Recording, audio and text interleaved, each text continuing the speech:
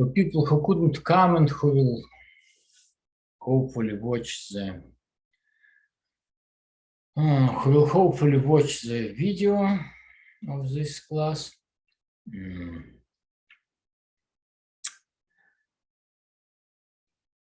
March 8th and March 22 we'll gather in class, and on March 15th and 29th is if everything goes well and our authorities will not advertise something new, we will still have 2 sessions in class and 3 sessions, 2 including today's, through Zoom. The final exam will be in class. Final exam will be in class.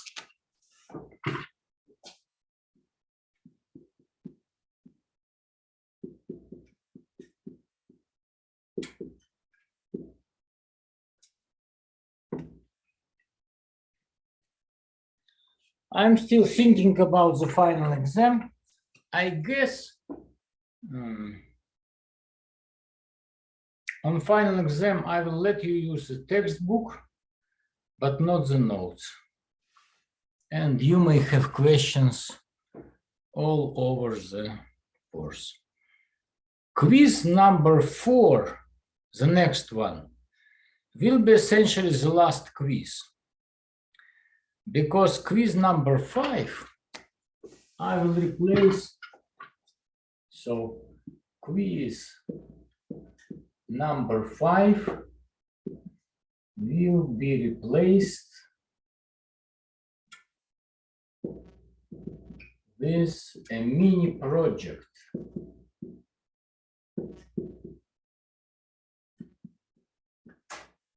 On Steiner circles.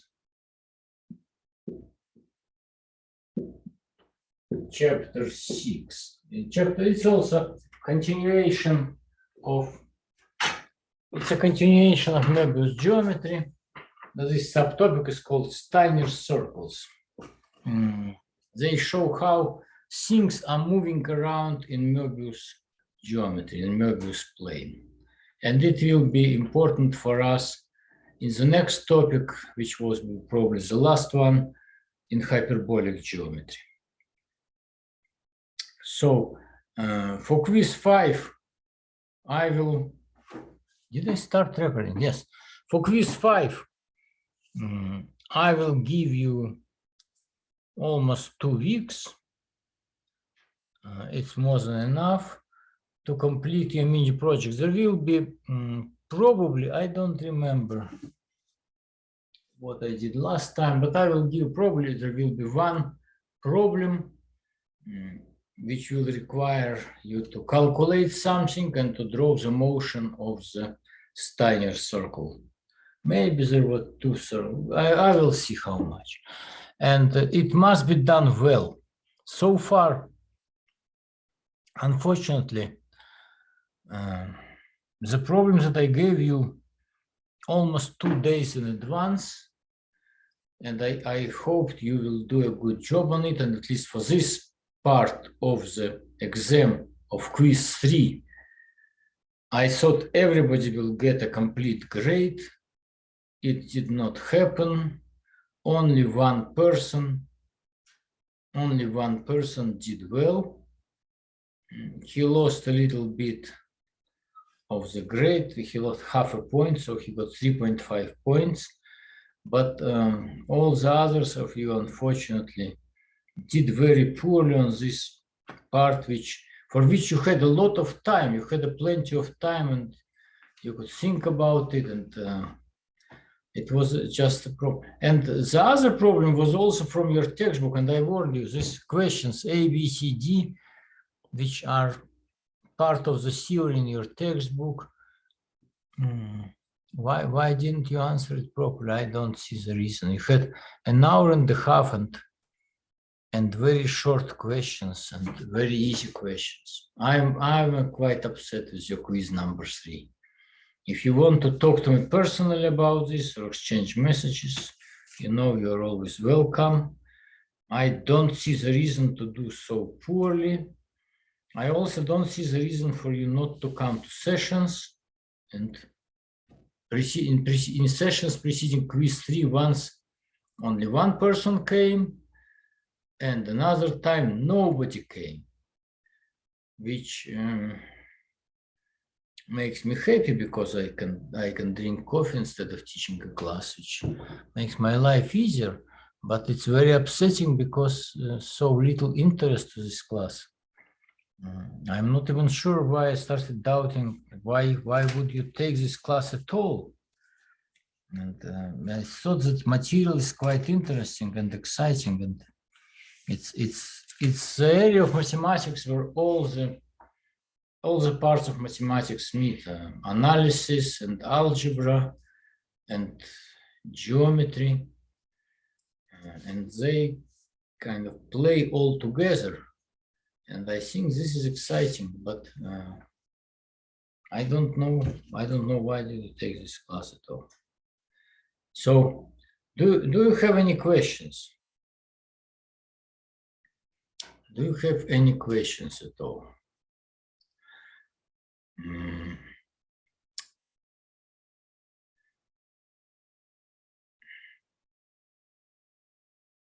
I would say, I think we should consider some problems.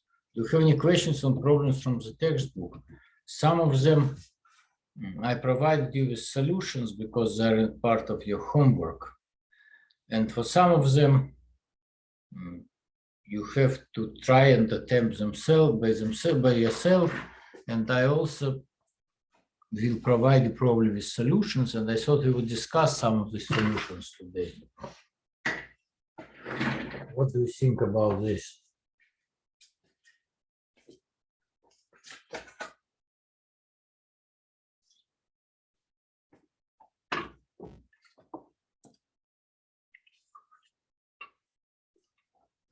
In quiz number 3, what made me really upset in this problem where you have to invent a geometry of your own, it's not so difficult, and some of you started doing something.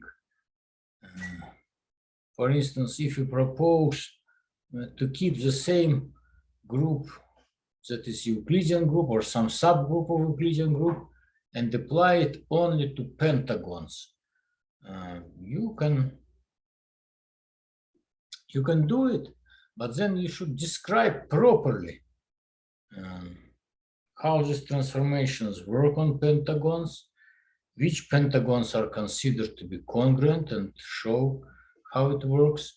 Find an invariant set, find a minimal invariant set, do everything and find an invariant. So you should do everything properly. And I didn't see this happening. And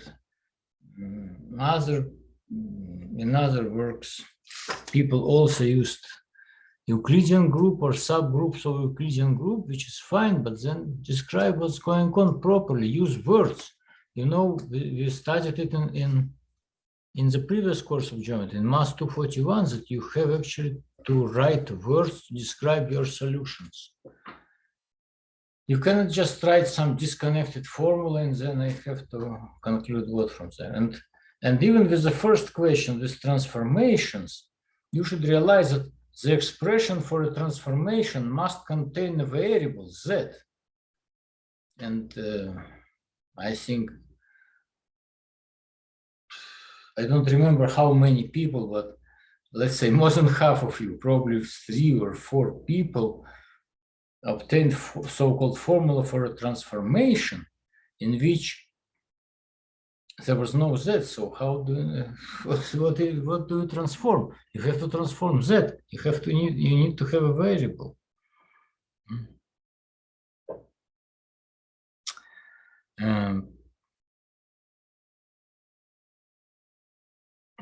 Now, concerning your problems, number 2 is considered in home assignment, right? number 2 is considered in home assignment. It is an important problem. It's a very easy problem. When one of the variables in the cross ratio is infinity, the value of the cross ratio can be determined by taking a limit. So you don't need to take the limit, you just deal with the point at infinity. Yes? So problem number 2, I just want to remind you about it, because you will need to construct various Moebius transformations. Problem number 2. We now consider everywhere chapter 5. In problem number 2, when you consider cross ratio Z, Z1, Z2, Z3, I would advise you to write it a few times. So it will be Z minus Z2 over Z minus Z3. Now you think about the following. This point must send Z1 must be sent to 1, Z2 to 0, and Z3 to infinity. From here, you can always recall the shape it must have. So Z minus Z2, Z minus Z3, Z1 must be sent to 1. So it must be this ratio upside down. That's why it's cross ratio. So it must be Z1 minus Z3 over Z1 minus Z2. Now, if you substitute Z equal to Z1, you will have Z1 minus Z2, Z1 minus Z2. Z1 minus Z3, Z1 minus Z3. Then it will send Z1 to 1, right? And now, for instance, if Z1 is equal to infinity, you might have cross ratios like this.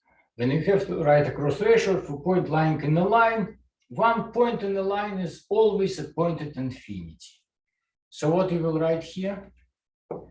Z minus Z2 over Z minus Z3 multiplied.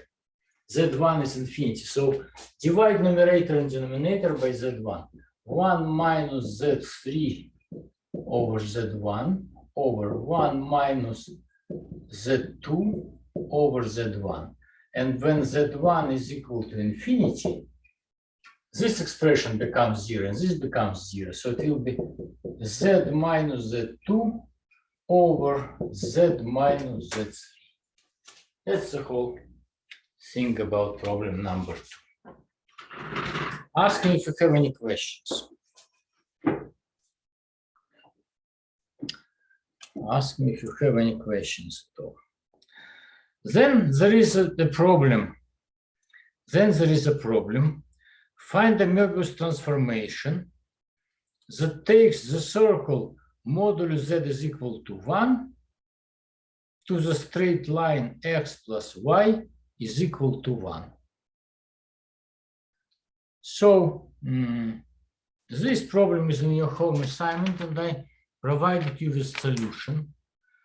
But if you want, you should talk to me, you should tell me what you want, because it's your kind of review session, it's help session for you. It's not really a lecture, so I use it as a complement to a lecture. Yes? So if I state a problem, find a Moebius transformation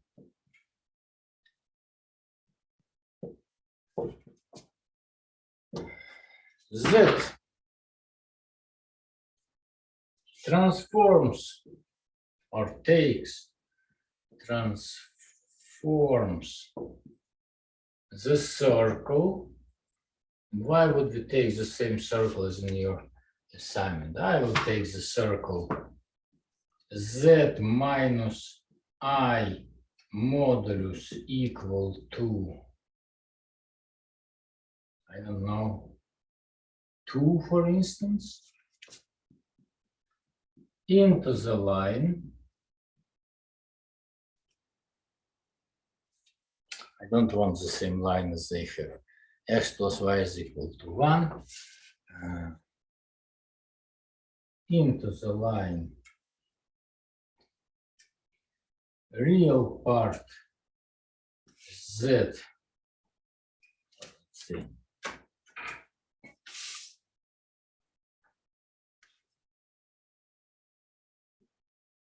imaginary z minus, or I have plus, okay, we will have minus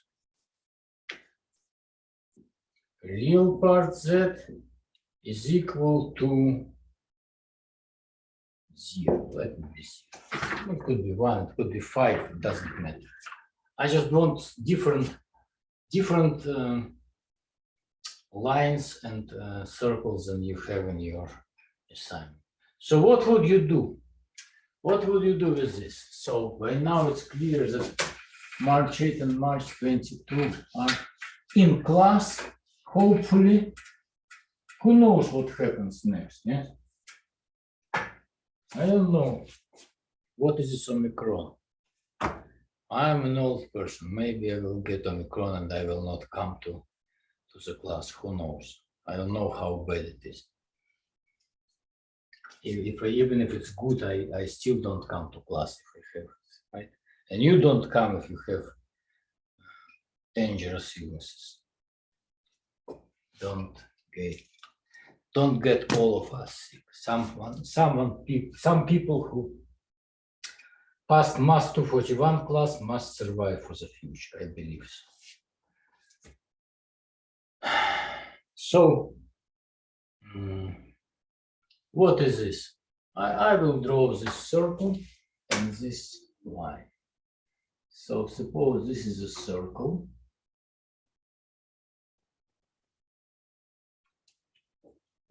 Z minus I equals 2. So the center is at the point I. This is point I. And the radius of the circle is 2. So this is the origin. And this is negative I, right? This will be 2 units. So I will draw the line. This is the origin. I will draw the line. And I expect you to have in your exam papers, in your assignments and everywhere, pictures of at least this quality. I cannot use a compass because I lost it, and also compass doesn't work very well on this board. But you can use at home, you can use a compass, you can buy it in dollar store, and you can use a compass and draw a good circle, not like the ones you drew in your quiz. It was a disaster. Now, this point must be plus 2 units, 3i, right? So this point is negative I, this point is 3i. We will need 3 points. So if I draw a horizontal line here, this radius is 2 units. So this must be 2. So this is point 2 plus I.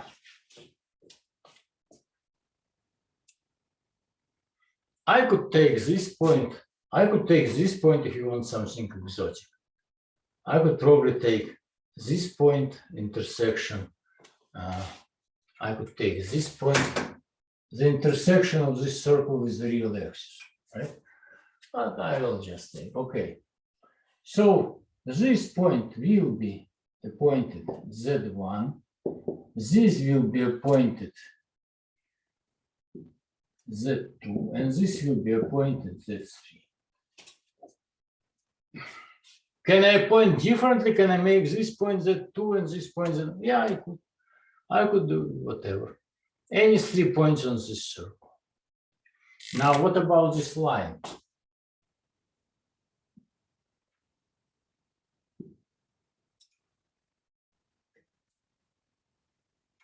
What about this line? Imaginary part Z minus real part Z equals to 0. So direction, this is this line. right? So which points belong to this line? The origin is 1 point, right?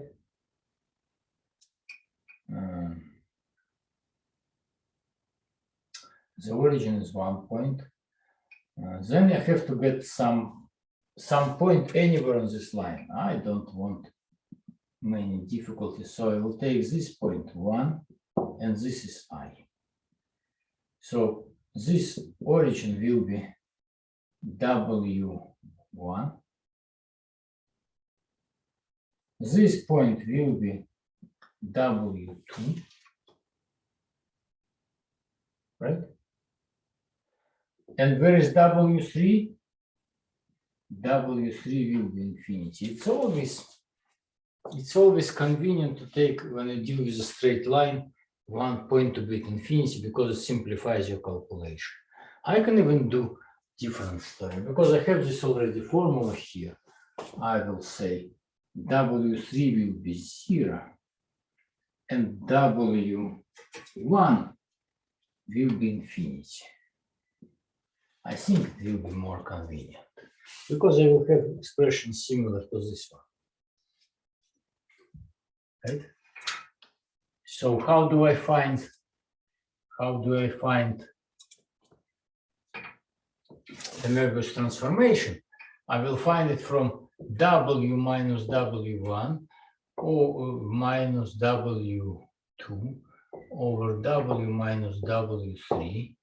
Here will be W1 minus W3 over W1 minus W2 equals Z minus Z2 over Z minus Z3, Z1 minus Z3 over Z1 minus Z2, right? And I will deal with our particular values because my, not Z1, but W1 is infinity. I can rewrite this expression, so it will be infinity over infinity, it's 1. So I will write it W minus W2 over W minus W3 equals Z minus Z2 over Z minus Z3, Z1 minus Z3 over Z1 minus Z2. And it's not a bad idea to rewrite expression extra time. So it's tiring, but you memorize it better. No questions I'm raising. If there are questions, switch on your microphone and talk to me because I don't see much when I'm without glasses and this writing on the screen is very small. So W minus W2, W minus 1 plus I divided W minus 0 equals Z minus 2 plus I divided by Z minus, where is Z3? Negative I. So plus I multiply Z1 minus Z3, 3I minus negative I divided by Z1 minus Z2, 3I minus 2 plus I. That's it. From here I have to express W as a function of Z. I can divide actually term by term, so it will be W over W, because W minus 0 is just W. It will be 1 minus 1 plus I over W equals Z minus 2 minus I divided by Z plus I and multiplied by what? 3 minus negative I, 4I divided by negative 2 minus I plus 3I plus 2I. I will calculate these factors separately, right? I will calculate these factors separately. So I will have 4i over 2 minus 1 plus I. It will be 2i over minus 1 plus I. I will multiply by minus 1 minus I, minus 1 minus I by conjugate. So I will have, at the bottom, I will have negative 1 squared plus 1 squared. So it will be 2. And here will be 2i multiplied by negative 1 minus I. You can reduce by 2. So, and minus I times I will be 1. So 1 minus I. This will be the answer. So this thing is just 1 minus I. So I will leave this here. I will write negative 1 plus I over W equals, I take 1 to the right hand side, negative 1 plus Z minus 2 minus I multiplied Z minus 2 minus I multiplied by 1 minus I and divided by Z plus I.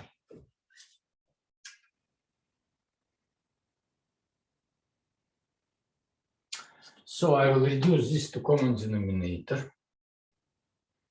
I will do this calculation separately. Minus 1 plus, let's multiply these guys through. Z minus I, Z minus 2 plus 2I. Maybe I don't need to multiply like this everything. I just, oh no, I have to, yeah. Minus 2 plus 2I, minus I and minus 1. Minus 1 divided by Z plus I equals, I will go here because getting tiring price so low, equals, reduce to common denominator, so I multiply and divide negative 1 by Z plus I. So negative Z minus I, this is Z plus I multiplied by negative 1. And what about here? Z minus I Z plus Z minus I Z minus 2 and minus 1 will be minus 3. And 2I minus I will be I plus I. Divided by Z plus I. So it will be negative Z and Z cancel each other, right? So it will be negative I and I cancel each other. Negative IZ minus 3 divided by Z plus I. All right, I will rewrite this expression again. If there are questions, stop me. If there is no questions, I will erase.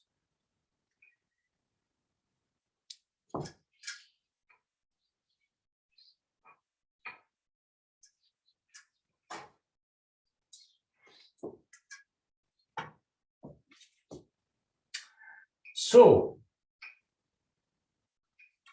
minus 1 plus I over W equals negative IZ minus 3 divided by Z plus I. I will multiply both sides by negative 1, so we have plus here, and plus here, right? And then I will have from here, W will be Z plus 1 multiplied by 1 plus I divided by iz plus 3. Or if you want to be really bureaucratically precise to write the Moebius transformation, you will write W equals 1 plus I multiplied by Z plus 1 plus I divided by iz plus 3. And hopefully this is the right formula. How do we check this is the right formula? Check whether this formula sends Z1 to infinity. Does it? What is Z1? 3I. If I substitute here 3I, T of 3I will be 1 plus I 3I plus 1 plus I divided. Substitute here 3I. I multiplied by 3I plus 3. Yes, I multiplied by 3I is negative 3 divided by 3. Yes, it is infinity. You can check other points as well. You can also write an equation of this circle, find one of these points of intersection with the real axis, require that imaginary part is 0, and then see what happens with the real part, and so on and so on. Your home assignment problem is even easier because just the unit circle around the origin, but all these problems are of the same kind. I will also post notes with some more, not more difficult problem, but different kind of circle. I try to invent some, to draw some circle which will have reasonably good points and just to see different problem. What is interesting with this Moebius geometry is that it's always a mapping of a Cline into a Cline. So it may be essentially a mapping of a line into line. It may be a mapping of a circle into circle. It may be a mapping of a line into circle, right? So in any case, whenever you deal with the line, infinity is one of the points in the line, yes? Like you draw a circle through 3 given points, exactly one circle. So in extended complex plane, you always draw a line. We used to say in Euclidean geometry through 2 given points. Yes, through 2 finite points. And 1 point, no matter how you draw the line, 1 point is always the point at infinity. You should remember about it. How do you do? Do you set your Z1, Z2, and 3 in the circle? I just choose, John, I just choose convenient points. I just choose convenient points. You don't have to choose, you can actually choose different points and you will have a different transformation. This transformation will be different. But what this transformation will do, this transformation still must map this circle into this line. So you can choose any point on this line. You can choose, for instance, you can choose, you want to choose this point or this point, you can do. You can try, what is this point? If you require imaginary z is equal to 0, modulus z minus I is equal to, so modulus of x plus I y minus I is equal to, right?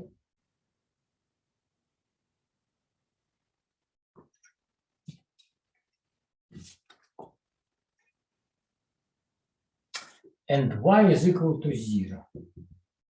So x minus I modulus equals to, so x minus I equals 2 or x minus I equals negative 2, right? So x is 2. No, x is 2 plus I, or x is negative 2 plus I. So this point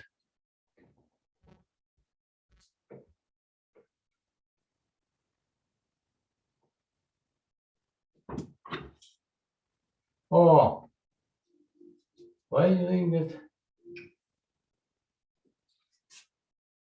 Z minus I x equals 2. Oh, x minus I, of course I did wrong.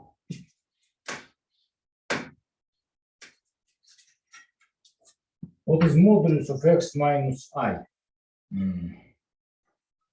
X minus I, x plus I is equal to 4. Yes, modulus squared is equal to 4.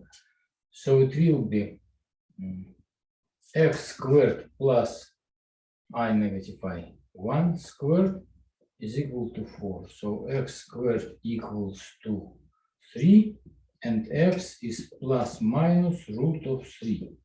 So sorry for misleading you. This point is root of 3. This point is negative root of 3.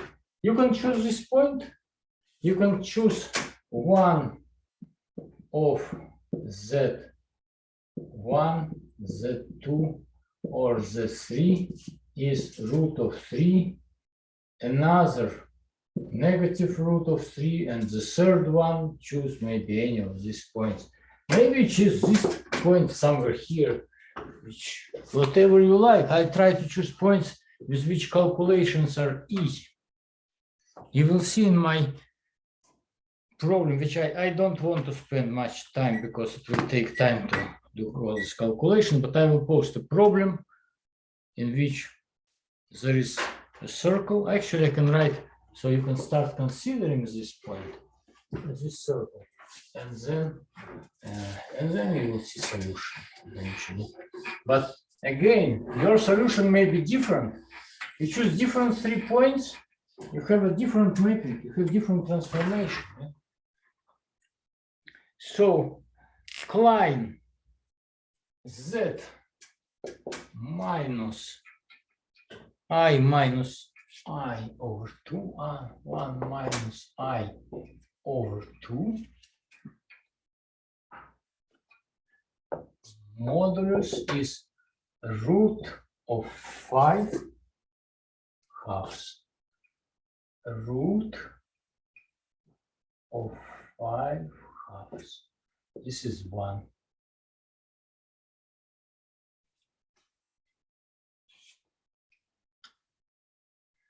Find the transformation, M transformation, that transforms this circle into line. Real part W plus imaginary part W equals to 1.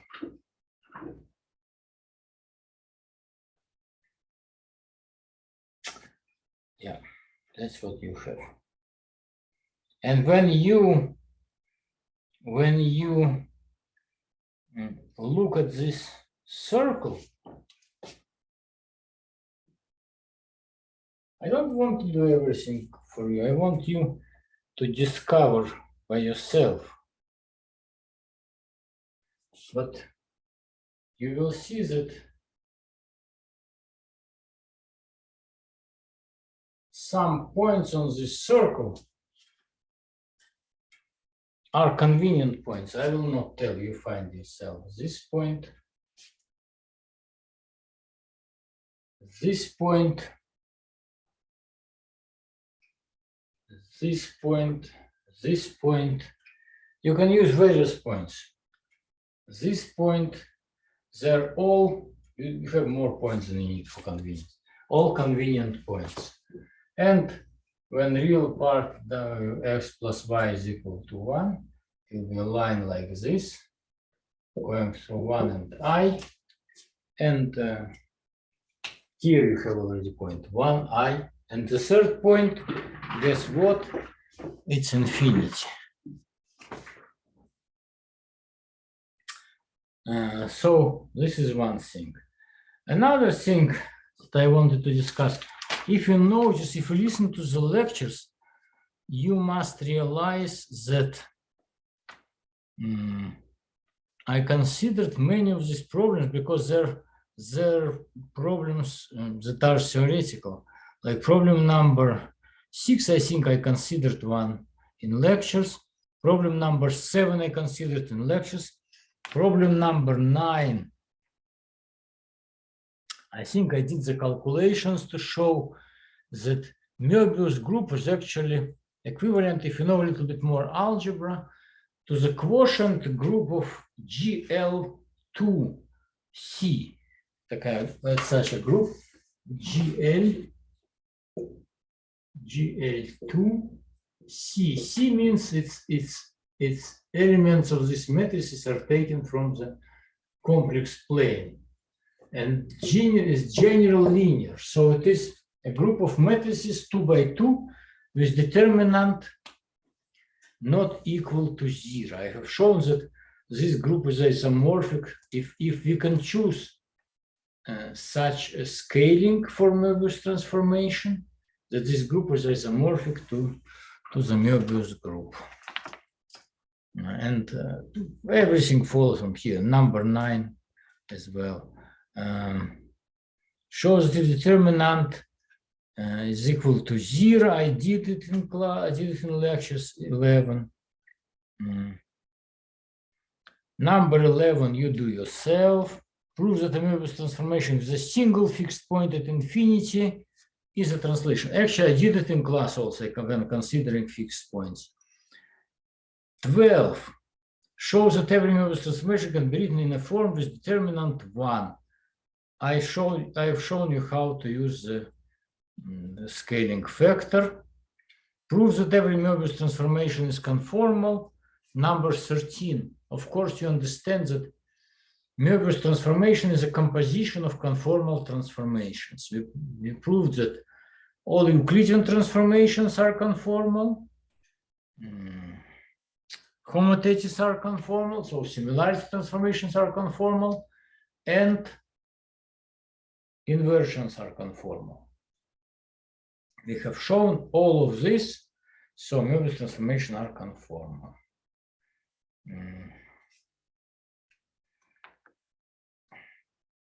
Number 14, the fundamental theorem of Moebius geometry states that Moebius transformations are capable of mapping any 3 points to any other 3 points.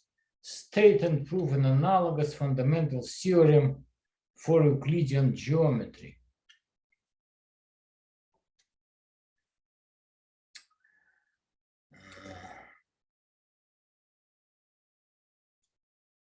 I don't think about it, how to formulate what it would be for Euclidean geometry. Did I consider this at all? I don't remember.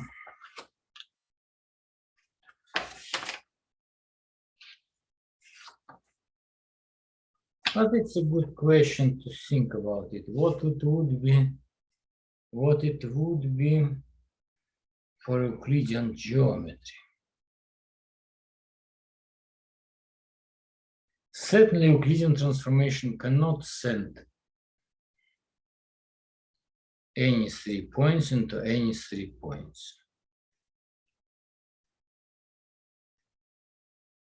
It can send, I think, Euclidean transformation can send any segment into a congruent segment. So any 2 points into 2 points that stand at the same distance from each other. That's what I would consider, yes?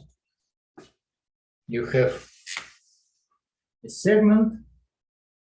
You can always find the Euclidean transformation that takes this segment and send it to any segment of the same length.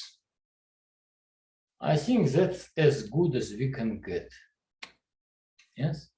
So you can record this for number 14. Because what is characteristic of the Euclidean transformation, Euclidean geometry? It's isometry. It preserves distances. That's all we know about it. We don't need to know anything else about it. Yes? And you can always prove that if you have this segment, you can translate it, segment A, B, and there is segment C, D. You can always find Euclidean transformation of translation that sends this segment here. Yes.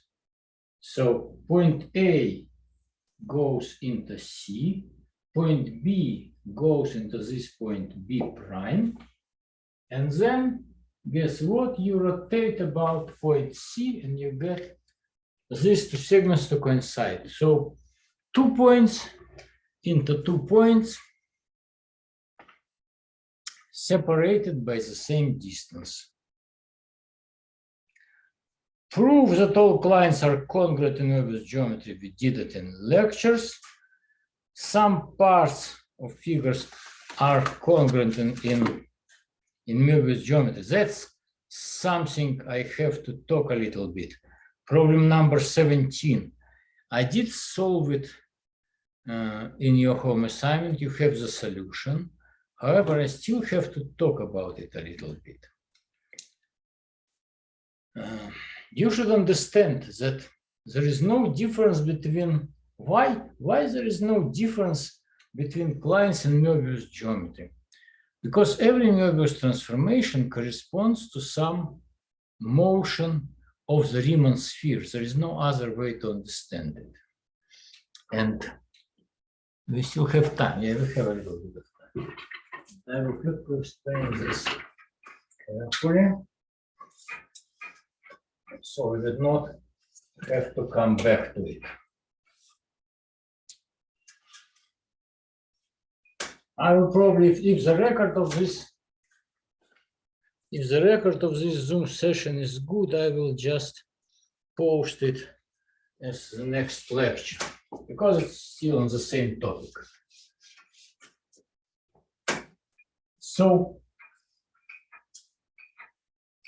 about Moebius transformations, transforming Clines into Clines, circles into lines, lines into circles. What about the certain configuration of, what about if there is a configuration of certain circles and lines? You should think about it in terms of Riemann sphere.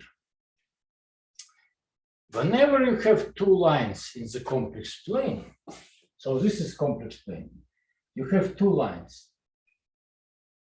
They intersect at point P at an angle theta.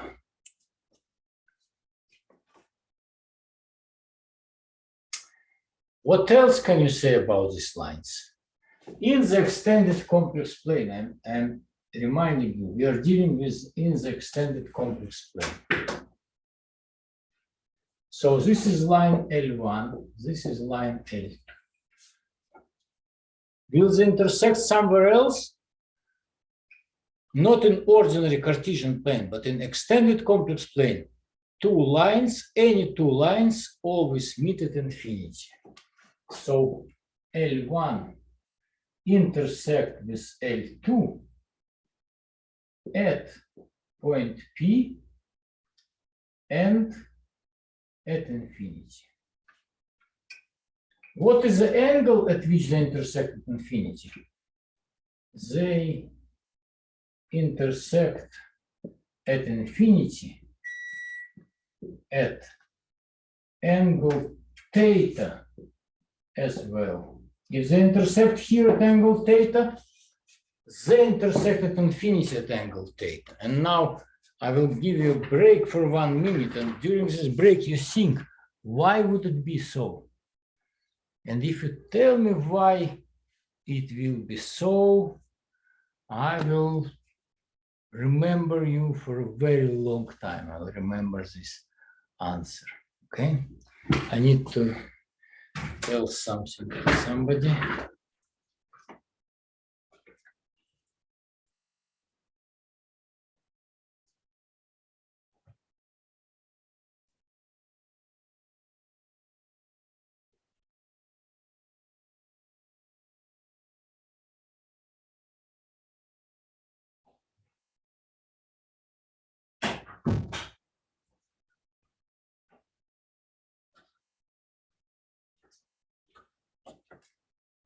Any good ideas? You see, I did prove when we were considering Riemann sphere that how do you get lines in the extended complex plane? Oh, there is some answer. See, of course, it has to do with the Z plane, not just Z plane, this plane, with the extended complex plane, this one.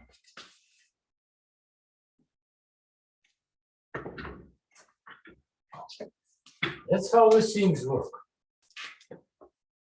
You cannot understand extended complex plane without understanding the Riemann sphere, without using the Riemann sphere. So that's a Riemann sphere. I will show only the upper part of it, and there is a section of Riemann sphere by the complex plane.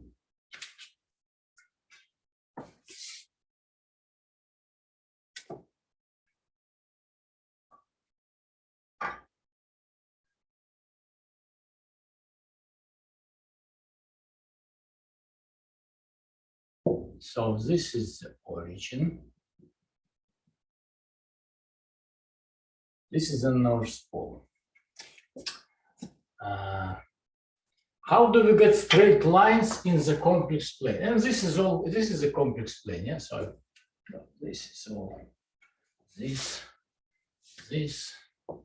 is complex plane. I will not show you the lower part of the circle because of the sphere, because we know it's there beneath the plane. We don't see it beneath the plane, right? So we will not need it. We need to illustrate something. So what happens? How do we get straight lines in the plane? We get them by stereographic projection. By means of stereographic projection, we get them by cutting the sphere, the Riemann sphere, by planes passing through the North Pole. We proved it. If you remember, I did this calculation. Usually when we prove something, we prove it because we need to see how it works, right? Otherwise, proofs are tedious, not interesting, but we need to see how it works. So whenever you cut the Riemann sphere by a plane, you get a Cline, you get a circle or a straight line. How do you get a circle? You get a circle if the plane does not contain the North Pole. If the plane passes through the North Pole, for instance, like this,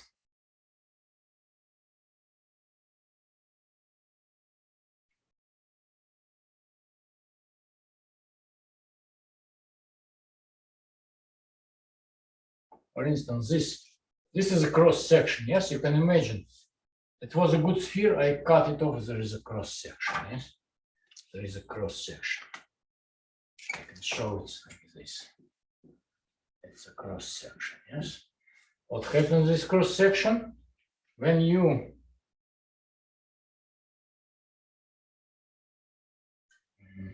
map it to the complex plane? You get a line. Yes? There is one. Suppose you map this point. This is stereographic projection of this point. Then there is stereographic projection of this point. Yes? I should not be so generous. This point and this point. So you draw this line that contains this point. This is the line. I think I have to draw it with a black pencil. Okay.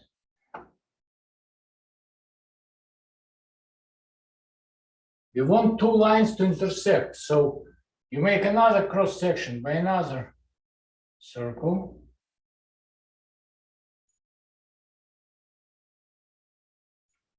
It does not have to be necessarily the same radius. It can be smaller radius, bigger radius, and these two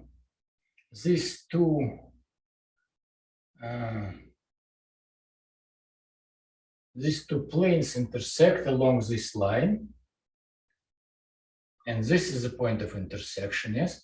And if you take stereographic projection of this other line, suppose this is stereographic projection of this point, it will go somehow like this.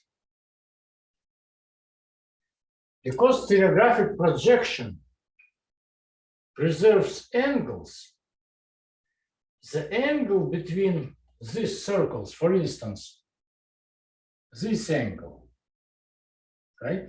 This angle will be this angle, right? This is one circle. I will mark it like this. And there is a corresponding line.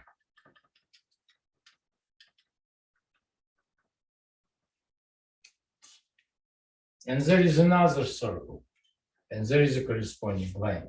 If this angle is theta, this angle is theta. Why? Because they also intersect at the North Pole.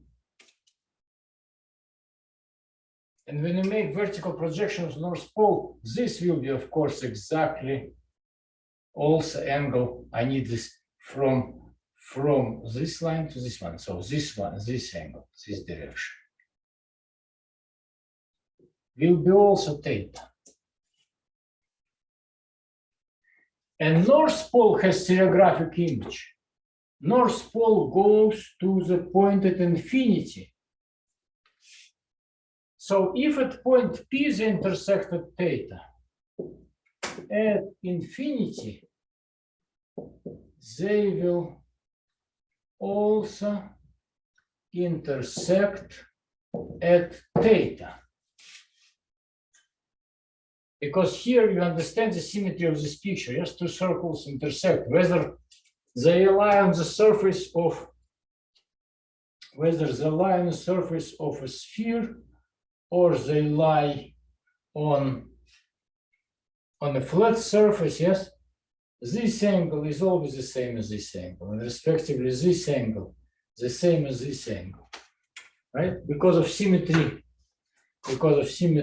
inherent to the circles.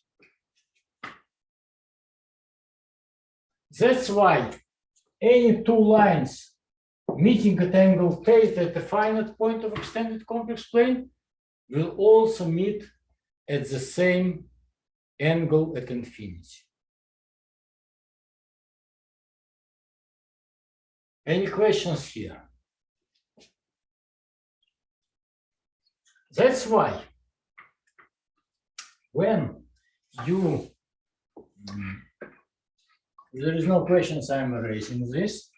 And that's why when you consider, I did mention this actually at least once in the lectures when considering stereographic projection. Also, I mentioned this in this, I believe in this session where only one person came. Yes. So now you have questions like in question number 17. I will take even easier one. Oh, something is wrong. I will consider figures and ask you. So that's a figure. It's a circle, right? Intersecting with another circle.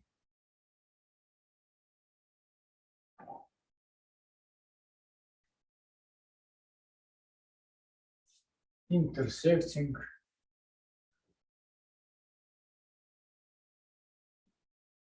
with another circle. This angle is theta. And then I have two lines intersecting also at angle theta. I can find a Moebius transformation that transforms this circle into this line, this circle into this line, and angle of intersection is it's conformal. It's a conformal mapping, right? Moebius transformation. So this figure, which I will call all together figure 1, is equivalent to figure 2. If I draw now figure 3, so figure 1 is congruent. How they denote congruence? Like this, or 3/6 to figure 2 in Moebius geometry. If I draw another figure, I will draw a circle again. A circle.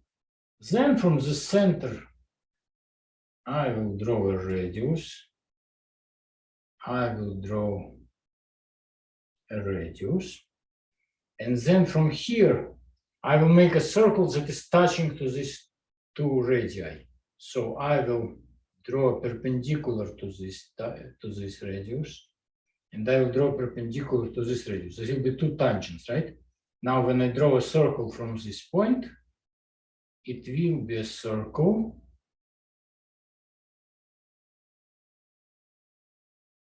that is tangent to these two radii. So this circle will intersect with this circle at a right angle. These circles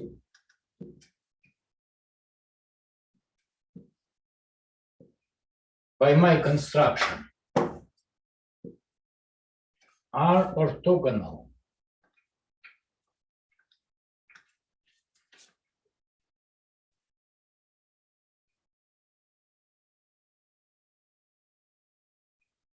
If in this picture theta is not a 90 degrees angle and not a right angle, then F3 is not congruent to F1 or F2 because the angles of intersection are different. Can we draw quickly a picture that is congruent to F3? Some figure F4 congruent to F3 in Moebius geometry. Can I draw such a figure? Of course I can. These are two circles orthogonal. Here you are. Two lines orthogonal to each other. This must be right angle. This is F4. I can also draw F5. F5 will be like this. A circle.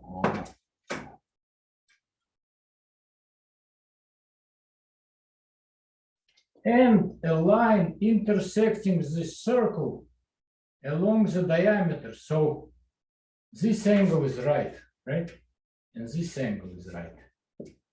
F5. So these two lines intersect at right angles at this point, at point P, and also at infinity. Also, they intersect at infinity at 90 degrees angle.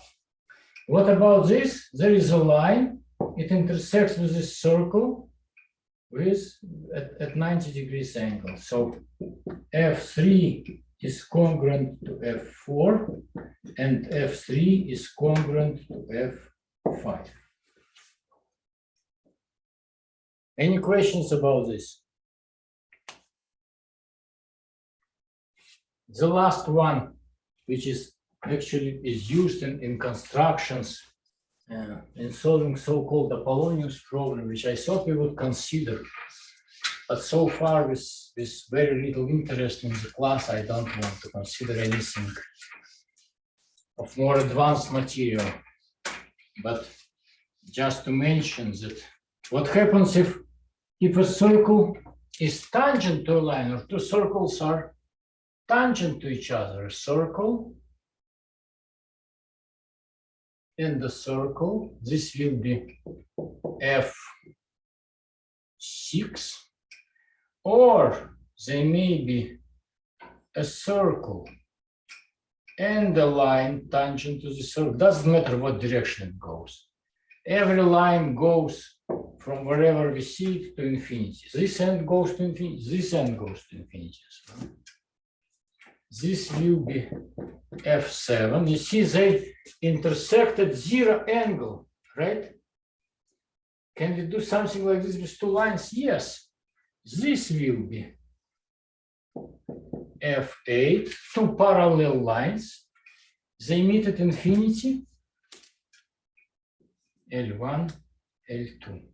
L1 and L2 meet at infinity at 0 angle. So they're kind of touching each other. This is 0 angle, right? This is 0 angle between two lines. And all this three are equivalent. F6 is congruent to F7, is congruent to F8. I think I gave you enough building blocks for all the so-called Moebius puzzles. You will have a few of these to consider on your exam, like in problem in home assignment. Try now, when I told you this, try to look at your home assignment problem without looking at the solutions, and just to solve it on your own and then compare with solutions. Good luck with everything. I hope you will start doing things better in this class, and you will do better on the next exam. I reduced the exam and I made material longer, so you will have another week for chapter 5. I still have to teach you, I think it will be not much, 1 or 2 lectures on symmetric points and symmetric and orthogonal clines. That's how the things are related. We need them for hyperbolic geometry. And quiz for the next quiz that you will have next Thursday will be only on chapter 5. And for chapter 6, you won't have a quiz, you will have an assignment, a little project, which I hope you will do very well. I don't know how to instigate your curiosity. I think this is very interesting material. It's like a miracle. It's like non-existing things play very important role. The things that you cannot touch them, almost metaphysics, play very important role in geometry of the world. Technically, the only good thing I can do for you technically, and I will be willing to do, to replace your worst quiz with your grade for the final. So whenever, suppose you have a very low mark for the first quiz, or for the second quiz, or for the third quiz, even more likely, and you got on final exam like 75%, then I will assign you for this worst quiz of your 75%. I can do this because there are only 4 of you, 5 of you, actually, I see only 4 in this class, so I can adjust the grades. But if you don't do better on final, there is no point in anything. So that's a stimulus to do better on final. Try to do it. Try to do it better. and ask your questions, send your questions if you have some, and I will post a little bit more materials in the handouts folder. You will see. Okay. Thank you very much. Thank you, John, and thanks everybody. And thanks, Joyce. Thanks, Francesca. It's good that you came. And I hope to see you in person in the next class. Goodbye. See you next time.